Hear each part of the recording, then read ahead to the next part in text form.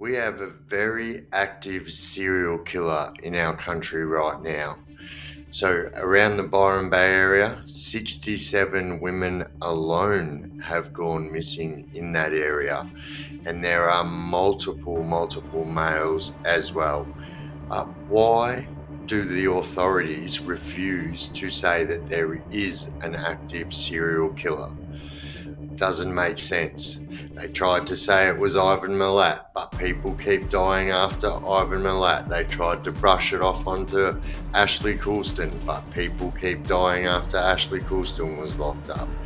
We have a serial killer on our hands. All I have in this world is my laws, my word, and I don't break them for the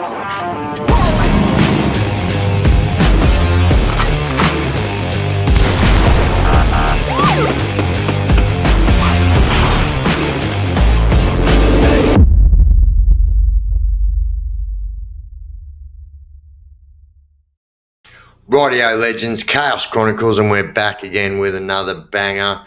And so I've been getting asked so much to do a video on the killings that are going on around Byron Bay. And so this has been going on for many decades now, and people have asked me to have a look at it. And what I've found is quite interesting, to say the least. But before I get into it, as always, guys, if you haven't already subscribed, please jump down there, shoot me a subscription. That'd be absolutely appreciated. And if you smash that bell icon, you'll never miss any of my clips again. All right, well, let's get into it. So since 1970 until 2009, 67 women alone have gone missing from the Byron Bay area. Now, there has been many more since 2009, both male and female. There has been lots of notable cases. Now, in my research back in the day, I even remember that they tried to pin these murders around the Byron Bay area on Ivan Milat. Now, Ivan Milat has been locked up since 1994, and obviously these continued for much longer after Ivan Milat was locked up. But a lot of people would suggest that Ivan Milat had an accomplice or accomplices. Now, there's been many investigations done. As a matter of fact, Ivan Milat's own brother actually was investigated as being an accomplice. And yeah, I just think that myself, it looks like when all that stuff was going on with Ivan Milat, it kind of looks like he definitely did have an accomplice, which kind of leads me to my next bit. So, Ashley Coulston, which was somebody who was arrested here in Melbourne in 1992. And so he was also known as the Burwood Bandit. And so I have done a video on this, the Burwood Bandit. And so the video that I did is the Burwood Bandit Mr. Cruel. So that would be easy for you guys to find it. It will have a picture of a dude with a balaclava on the cover. But anyway, I have dug into this a little bit. So Ashley Coulston also resided around the Gold Coast, Tweed Heads area. And so before he was arrested, he was also a suspect in a number of unsolved murders still to this day. And it went right down to they were able to prove that he bought a certain firearm under a false name and whatnot. But Ashley Coulston has been locked up since 1992, so 2 years before Ivan Milat got locked up. Now, there is also suggestions that Ashley Coulston and Ivan Milat may well have been accomplices. Now, what do I think about that? I mean, they were definitely around the same areas at the same time, So, I mean, other than that, there's not much to go off to say that they were accomplices.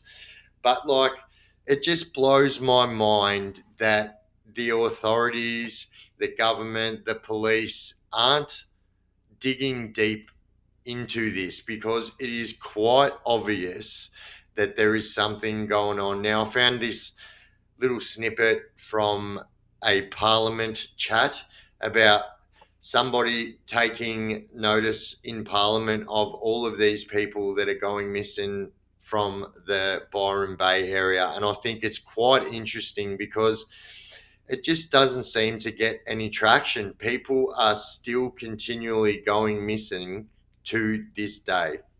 The worst serial killer in the nation's history has gotten away with it. Ivan Milat was convicted of 7 murders. There is someone on the North Coast that has murdered as many or more, and they are still amongst us. 67, the numbers of unsolved homicides of women on the North Coast of New South Wales, and has every indication that someone operated in that area, travelled that area, lived across that area, and took women, destroyed their bodies, destroyed their lives. And it's appalling that it's taken so long for this matter to come before the House and to public attention.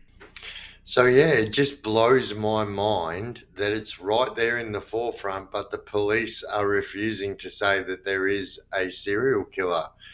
And it's not like people aren't constantly going missing in the Byron Bay area. And it's not like the media aren't making massive, massive stories on these missing people. Like, we have Teo Hayes that went missing, was a male that went missing. He was only 18 years old, and he went missing from the Byron Bay area as well. Well, the fate of Belgian backpacker Teo Hayes remains a mystery, an inquest unable to determine how the teenager vanished in Byron Bay 3 years ago. His family's been left with mixed emotions, devastated about the unanswered questions, but hopeful a reward will one day flush out answers. It's the end of a heartbreaking chapter, but the story of what happened to Teo Hayes is far from over. It's obviously a really tough moment because it's the end of a tough process. This was the last video of the backpacker partying at Cheeky Monkey's nightclub before staff asked him to leave. The 18-year-old Googled directions to his hostel but walked in the other direction, never to be seen again. His phone last tracked to an area near the Cape Byron Lighthouse. There were 4... And this is something that's very, very common. So people just vanish. It's not a rarity that people just vanish in Byron Bay. And there are so many young people that have vanished in the exact same way. And it just seems like, yeah, I don't see how they are refusing to accept that there is a serial killer, because this is a very, very common occurrence. Scenarios considered by an inquest, suicide and deliberate disappearance ruled out after the coroner found Teo was excited about his future and being reunited with his family in Belgium. The teen's parents believe their son met with foul play, but there was no concrete evidence to support this theory. That leaves the possibility of misadventure. Was the tourist lost, affected by drugs or alcohol? This out of character for the responsible and cautious young man. The people of Byron Bay combed cliffs, bushland and the beach, the search exposing red tape and roadblocks. It is vital that investigators get access to Teo's WhatsApp account without delay. The backpacker's family hopes his fateful trip to Australia will not be in vain. The coroner recommending state and federal reform so quicker access can be given to a missing person's social media and online accounts.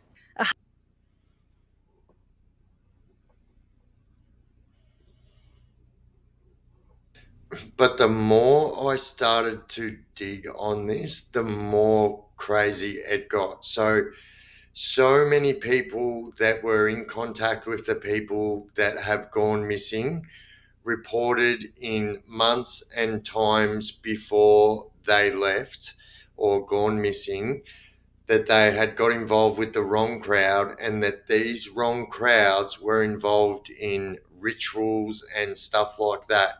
So another young fella from Melbourne, he was a young electrician, felt like something was missing out of his life. His name was Jackson Stacker. So he took off from Melbourne, felt like something was missing in his life. He was a surfer and he took off for Byron Bay in a van. And so he was living in and out of his van. And so the reports are saying that he started to get into the bush doof. So a bush doof is a rave here in Australia where they are usually miles and miles into the bush away from everybody. And so he started to get into the bush doof scene, started to get into the psychedelics, and then actually started telling people that the people that he was dealing with were involved with satanic rituals and everything like that. And the more I looked, it actually just became wilder and wilder. So we'll have a look at this Jackson Stacker Young short and here. living carefree, van life in northern New South Wales. Complicated, funny, dramatic, sarcastic, theatrical. 25-year-old Jackson Stacker was missing for more than a month when his decomposed body was found near Sleepy Hollow Rest Area, about 30 minutes north of Byron Bay in August 2021. He was a tourist. He'd just got in a van. He'd been travelling for a year and a half. For 3 days, a coronial inquest at Lismore Local Court and Byron Bay has examined if the Melbourne man met with foul play. Magistrate O'Sullivan hearing he was found face down with a hunting knife embedded in his chest, part of his scalp and dreadlocks found 14 metres away, as with some personal items including matches, a lighter, a beanie and some duct tape. His family maintain he was incapable of self-harm despite his death being initially ruled as non-suspicious. We will get answers one day and we will certainly... A hunting knife embedded in his chest and it's deemed as non-suspicious. So the reports after this, there's numerous. So if you just type in Jackson Stacker's name into YouTube, there is numerous videos that talk about this connection with the satanic rituals and these type of wrong people. Now, I don't know what goes on in satanic rituals, but if they're scalping him and taking his hair, I'm tipping that is not any type of self-harm.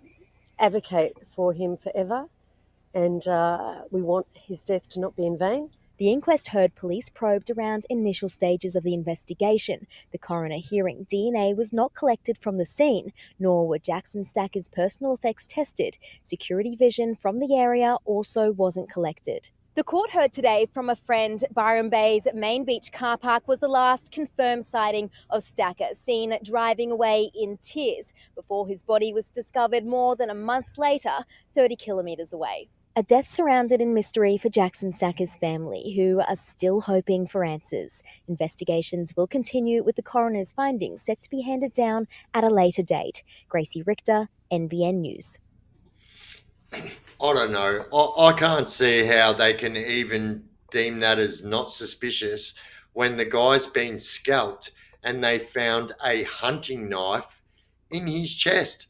How is that not suspicious? I don't get it. So there is no two ways about it that whatever is going on in Byron Bay's underbelly is getting kept very, very dark and very, very secret. And as a matter of fact, people even suggest that the police also may be involved in this. This is why it isn't getting investigated. Now, this isn't what I am saying.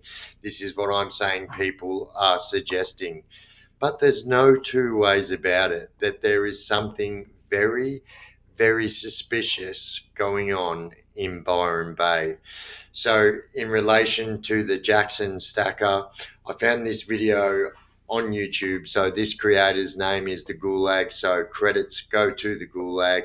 And he explains a bit more on what was going on in Jackson's life at that time. And it is definitely suspect. Okay, I'm not going to play the whole video, but they have just finished saying how Jackson was getting into the doof doof scene and how people started dying at these underground doof doofs from overdoses and other things like that. And so he wanted to get away from that. And that is where we are up to in this story. Let's go. It was here that Jackson's paranoia reached its peak. He realized that he had made a grave mistake and the people around him were actually dangerous. But it was already too late. He was caught up in this dangerous world, fueled by drugs and alcohol. And not before long, Jackson started to really seek an excuse to escape these beaches and these car parks and head out to the sand dunes by himself, where he would go anywhere between 2 to 3 days and return very gaunt and skinny, and only return when his Centrelink payments went in. So Jackson's family and friends were worried sick about him, but he was too far gone to listen. It wasn't until his mum Sandra finally realized the gravity of the situation and decided to track him down and reach out to his older friends. Now, one of his old friends from Cairns told police while they were staying in a recluse camp in North Queensland up in the Tablelands, they experienced a lot of mind-controlling rituals and cult-like behaviour. And eventually, So this is where it's very important, because it seems to always come back to this cults and rituals when people are going missing around this area. they both left after Jackson started to believe in these people and started to really Crazy. buy into their sexual cults. And so his friend felt like he had to pull him out of there. But during this period of time, there was border restrictions in place.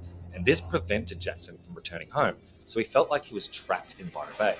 And well, this is where things turned ugly, because on the 22nd of July 2020, Jackson's mother would hear from him for the very last time. Okay, so from here forth, guys, things get a little messy. So viewers' discretion is advised from this point forth. So on the 22nd of July, Sandra, which was Jackson's mother, she gave him a call and she reported that everything was as per usual, that he was his normal self and nothing was out of the normal. Now from there, he had his van parked up in Byron Bay Beach. So it was very common to see a lot of vans parked up for months at a time as the backpackers stay there, and then they might move 2 weeks later, come back, so on and so forth. But after about a month of this van sitting in the one spot with no human activity, a few backpackers decided to call the police and report on it. Now, when the police went out there and they opened the van up, they soon realized it was Jackson's van, as all his belongings, including his wallet, his phone, and everything that was important to him was still in the van. Now, it was very evident to the police officers that it was quite musky, so it had been closed up for the entire time, but they did report that it had been turned over and ransacked, almost like someone has gone through all of his belongings and then locked the vehicle and left it there. So now it's the 24th of August, exactly a month and 2 days from when his mother last spoke to Jackson. And that's when they found Jackson's body. Now, Jackson was face down in a paddock about 40 kilometers away from Byron Bay in a little tourist attraction called Sleepy Hollow. Now, when they found him, he had actually been scalped, and they found his scalp with his dreadlocks still attached to it about 13 meters away from his body. Not only that, they also found 3 fingers that had been cut off and scattered around the area. Now, that's where we're going to leave it, because it does get pretty graphic. But you can see that, how can this not be seen as a murder? Exactly what it is. Like, how can this be seen as suicide or misadventure or something like that? And I think it's just bonkers that anyone can believe anything different. It just blows my mind that they see things like that and they say that it's a suicide. I mean, it's absolutely plain to see for Blind Freddy that that is not a suicide. And it just makes more questions to be answered, to be honest. So I'm going to show you a bit of a clip that I have found somebody saying some pretty honest truths out in the open about the satanic cults and stuff, because every bit of information and every bit of research that I have done on this, the Byron Bay butcher, or whatever you want to call it, the serial killer around Byron Bay, it always comes around to satanic cults and cults of some kind and satanic rituals and stuff like that. And so I found this 9-minute podcast, if you will, about a person coming out and speaking about Ivan Milat and the satanic cults and stuff like that. But the truth is, I can't even show or let you hear the majority of this on YouTube. So if you want to hear the full of this podcast in its full, you're going to have to jump over to my Patreon. My Patreon is connected to my YouTube channel page there. You jump in there, you'll be able to find my Patreon, and I will post the whole podcast where this person is alleging, what he is alleging in regards to Ivan Milat and the stuff that was going on in Belangolo and satanic rituals and satanic cults. It's actually blown my mind. Cut to the chase. And if I lose you all, so be it. You know, the only thing I can let guide me is the truth. Ivan Milat didn't kill any of the people that he was charged with murdering. He was a killer. He was a rapist. He was a member of the satanic cult that did kill all the people in Belangolo. But he was the fall guy for that satanic cult. There are reasons he was chosen as the fall guy, but I'll get into all that later. There were 2 killers who were responsible for the 7 backpackers or hitchhikers that were found in Belangolo. So, like I said, that's absolutely bonkers, and it blew my mind to watch that. And also, like I said, the whole podcast, the last minute that I just played, there's a 10-minute podcast explaining that whole scenario about Ivan Milat not being the actual guy, just being a fall guy. That'll be up on my Patreon tomorrow. So jump over there and have a look. But what about that? There is definitely something very sinister going on in Byron Bay, and for it to just get swept under the carpet just blows my mind. When, especially with the Jackson situation, like that guy was absolutely like mutilated, and they are just saying it is, you know, misadventure, which is just absolutely bonkers. It's clear to see that there is something very, very sinister going on here, and there is something also very sinister about Byron Bay's underbelly. But we'll leave it there, guys, and I will keep this updated, and I will be doing a number 2 on this, a part 2 on this video. But let me know what you think in the comment section about anything that I've spoken about today in this video, but more so about that last bit that I just stumbled across. And you know, they are bold claims, and some of the stuff I definitely can't talk about on here, so we will jump over to the Patreon and put it on there. But anyway, guys, as always, if you haven't already subscribed, please jump down there, shoot me a subscription. That'd be absolutely appreciated. And if you smash that bell icon, you'll never miss any of my clips again. And yeah, what is going on with the Byron Bay Butcher? Let me know in the comment section. And as always, don't do drugs and crime and you won't end up in prison.